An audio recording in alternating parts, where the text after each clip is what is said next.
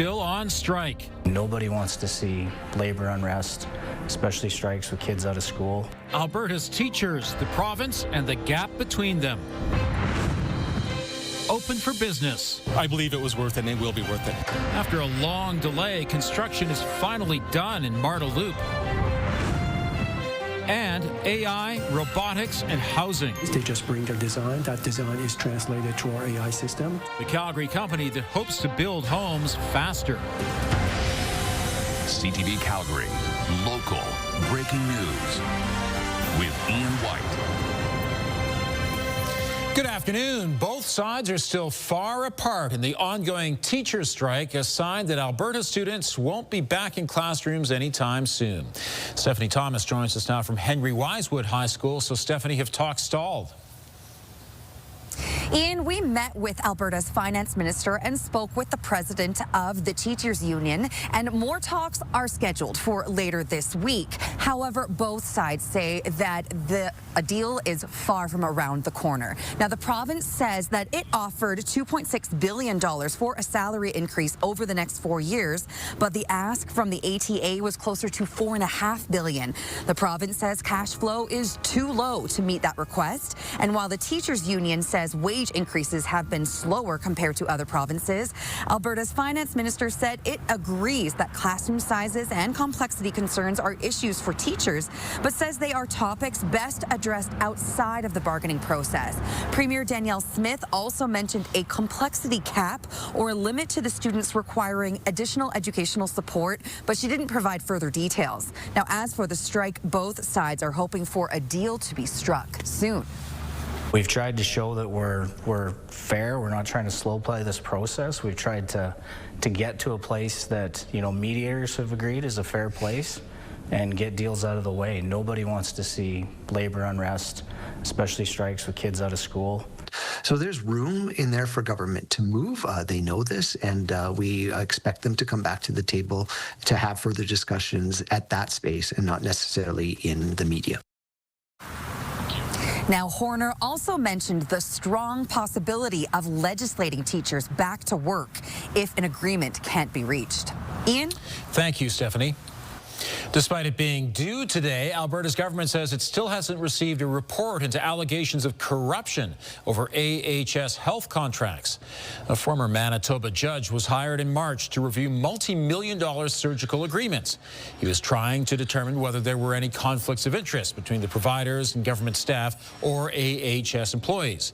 It was sparked after a wrongful dismissal lawsuit filed by the former head of AHS. The report was originally due at the end of June. It's just a source of frustration. I think the average person wants this put to bed. And I think that interestingly actually transcends the political spectrum. I think even their supporters want the Minister of Health and everyone else within the Ministry of Health to focus on the problems that actually ail the healthcare system and not scandals and reorganizations. The Mounties and Alberta's Auditor General are also looking into the matter. The original lawsuit is still working its way through the courts.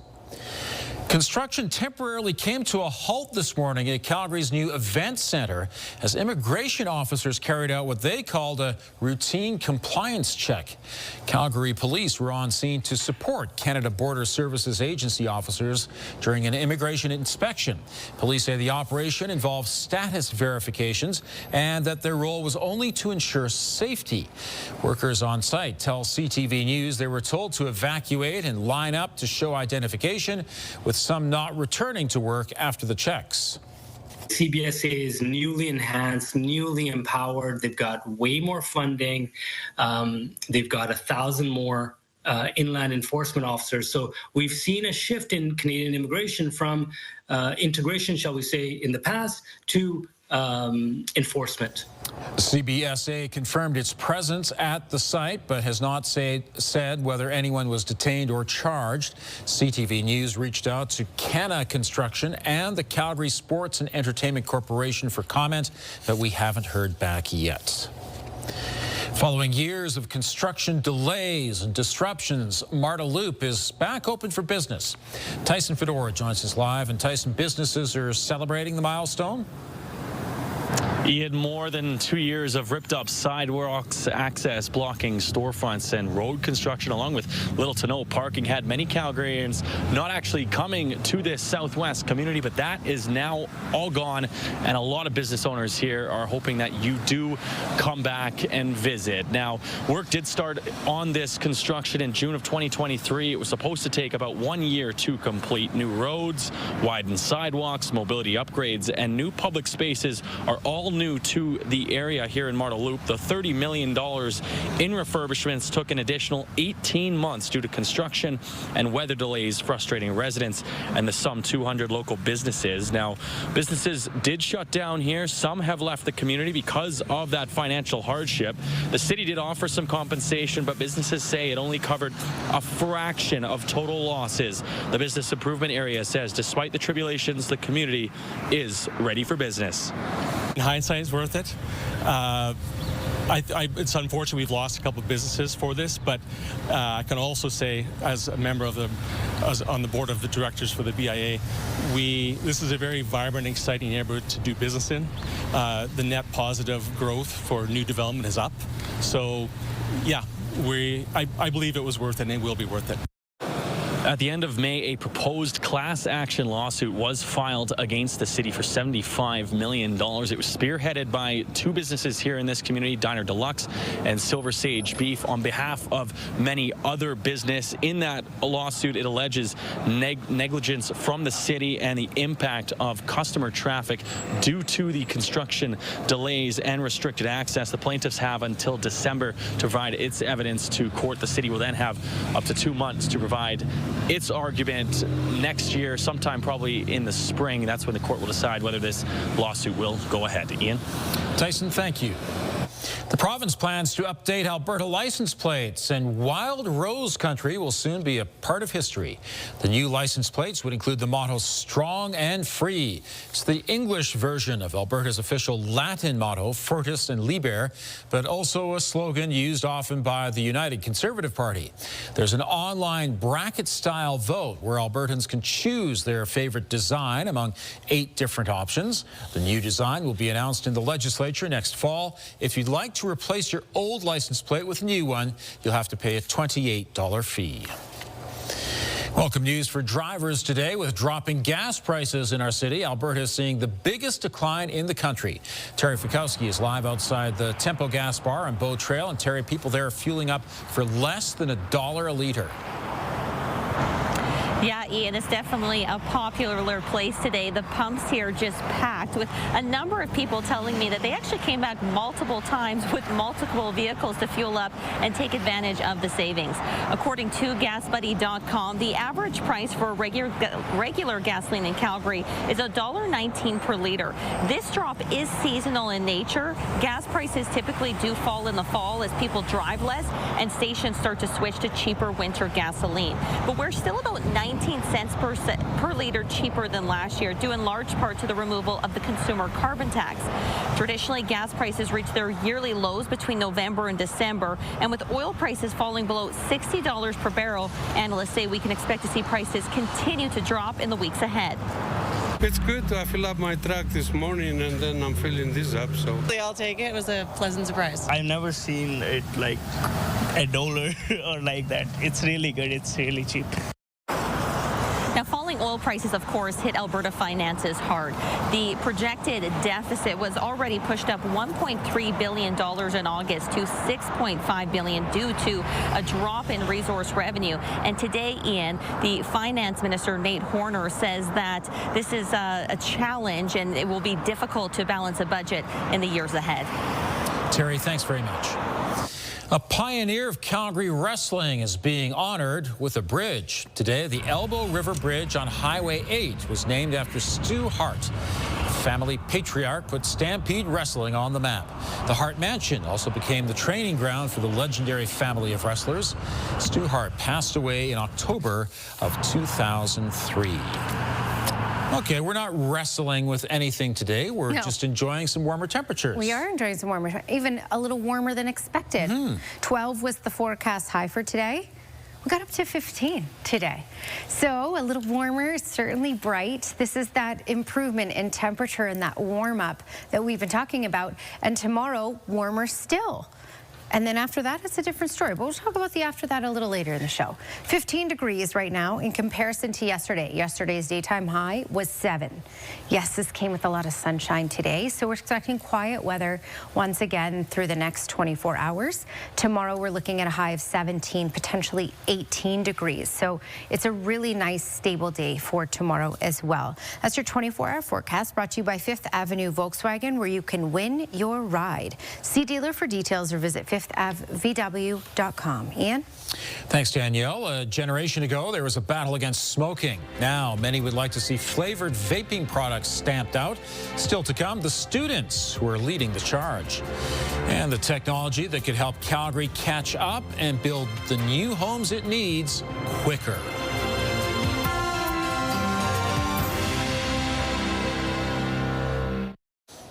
A Canadian company has just opened a new facility in Calgary where artificial intelligence and robotics will be used to build homes.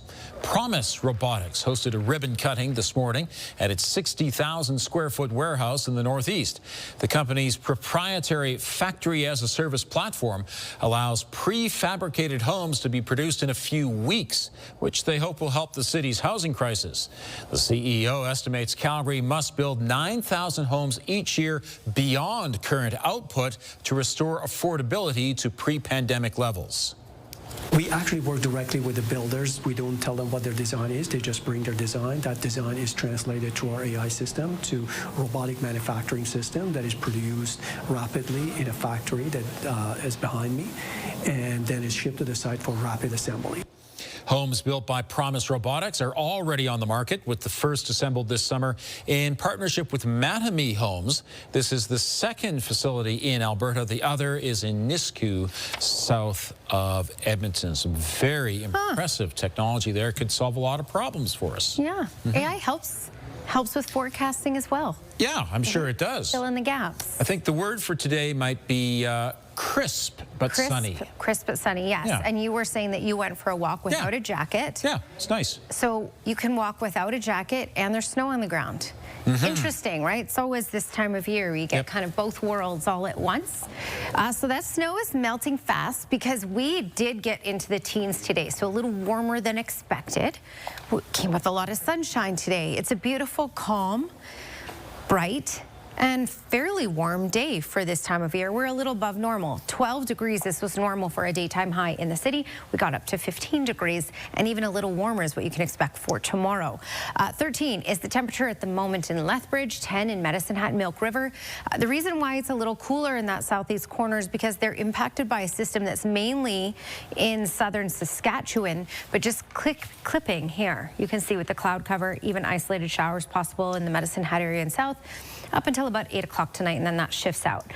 We're not going to be dealing with that here. Here, just sunshine for the rest of today. Clear overnight, sunshine for tomorrow. It's Friday that we're in for a little bit of something here. Now, it shouldn't be as tense as the last wave, and because it won't be as cold, it should be mainly a rain event for Calgary, but higher elevations will see some snowflakes from this. So we have this upper level trough that's going to push in. You can see the jet stream in the darker green here will shift all the way into the States. And that's going to open up for a cooler air mass to move in. That's going to kick off with a cold front, and that's going to create the lift. So we have the potential from that to get some showers, and even for the higher elevations, even some wet snow. Not for Calgary expected, though. Okay, so here's that little edge of the system that will push off tonight into the east, into Saskatchewan. What we do have at this point is we are looking at clouds increasing late tomorrow. So around the supper hours, as clouds increasing, the winds may pick up a little bit as well, but it shouldn't be gusty winds, picking up to about 30 kilometers per hour. Then here's the cold front that swipes through Friday morning, and it will likely kick up a couple of showers. Calgary off to the east. We have the potential for showers in the city on and off, isolated, on and off right through the day. So you'll you should see a couple showers here and there. And then you can see for the higher elevations, we are looking at snowfall from that. And then that pushes off into Brooks, towards Lethbridge, later in the morning and early afternoon. Calgary, again, isolated showers possible. So some communities may see no rain at all. Some communities will see a couple pockets of that. But tomorrow, none of that. All sunshine, calm weather, 17 degrees. So that will be the warmest day of the next 10 days. 8 degrees for Friday because that cold front will bring in that cooler weather, isolated showers possible. And then for the weekend, you're looking at 11 and 12 with a mix of sun and cloud.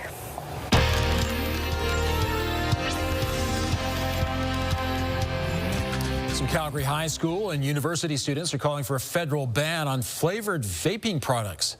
According to the latest federal data from 2022, about 155 Canadian school children start vaping every day. A group led by University of Calgary students says a nationwide ban on flavors is critical to reduce youth vaping, protect developing lungs, and alleviate the growing burden on the healthcare system. I think it's almost absurd that public health has not stepped in. The government has not stepped in. And the problem persists because we are still allowing tobacco and nicotine companies to put kid flavors in vaping products. You know, grape and blueberry and cherry. Advocates say over 300,000 Canadians under the age of 18 use nicotine products. The provincial government says Albertans and frontline healthcare workers want a healthcare system that's easier to access and more responsive. The province is sharing the feedback from a second round of sessions with 2,000 Albertans from earlier this year.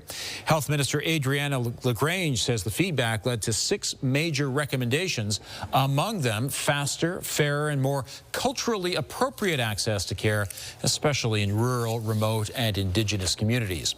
The report also calls for better allocation and coordination of staff, equipment, and infrastructure. The province says these ideas are informing decisions as the government splits Alberta Health Services into 4 new health agencies. On the coldest days of winter, living without heat or power could be deadly. Coming up, the regulation that makes sure no one loses their utilities when they're most needed.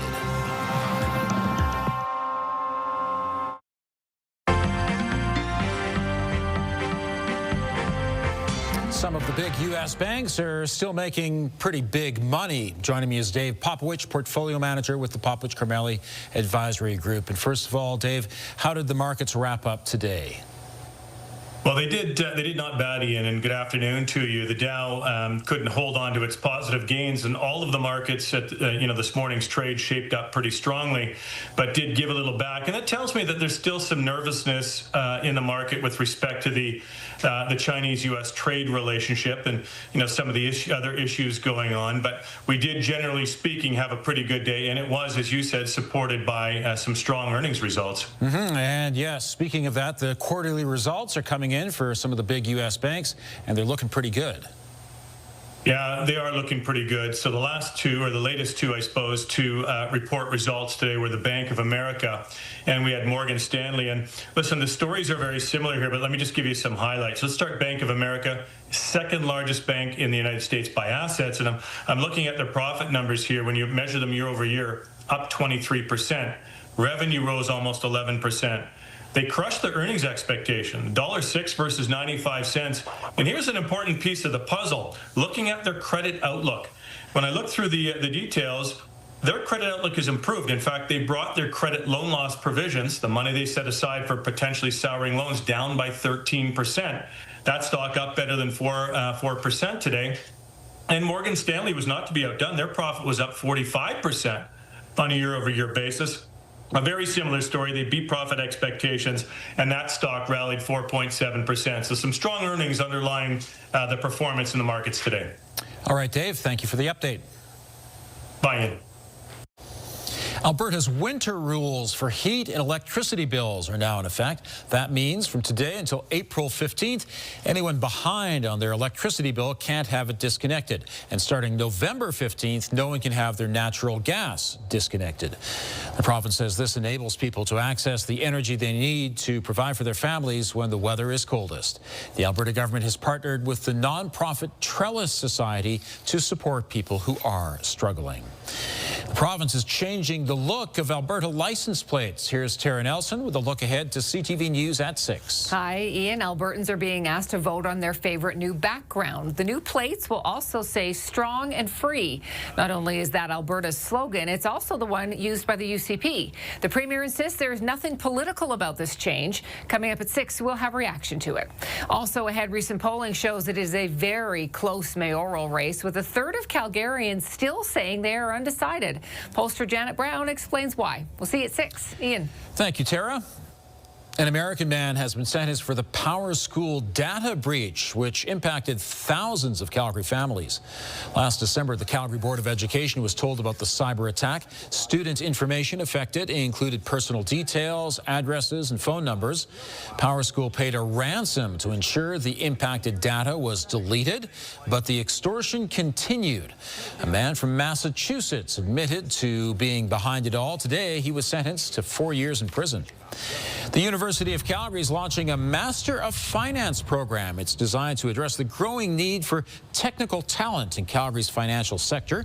The 16-month course includes a 4-month internship or research consulting project. The Haskayne School of Business says the master's program is the first of its kind in Western Canada. The program starts in the fall of 2026, and it's already accepting applications. Lots of sunshine today, and that will linger for a few days right into the weekend. Right now in Calgary, it's 15 degrees and sunny. Danielle has details just ahead. So lots of sunshine today, and that will continue tomorrow. Yep. So take it all in. Yeah. Go for those walks you went on. Absolutely. More of them. Because it's going to be hard to get back to 17 much for the rest of this year. We'll see it here and there. We'll see it tomorrow, for example, and then that's it for 10 days. So 15 degrees is the current temperature. That's also been our daytime high. Today is a little above normal. Normal's 12.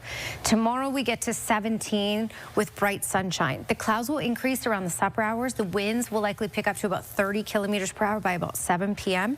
And then that cold front swipes through Friday. Isolated showers possible in the city throughout the day, on and off. 8 degrees is our high for Friday. Certainly cooler, but back into the double digits for the weekend. Thank you, Danielle. A Calgary park has received a World Urban Park Award. Dale Hodges Park is the winner of the Large Urban Park Award in North America. The category had over 100 nominees. The Northwest Park is being recognized for its transformation from a former gravel pit into a space that serves both the environment and the community. The awards ceremony happened last week in Turkey.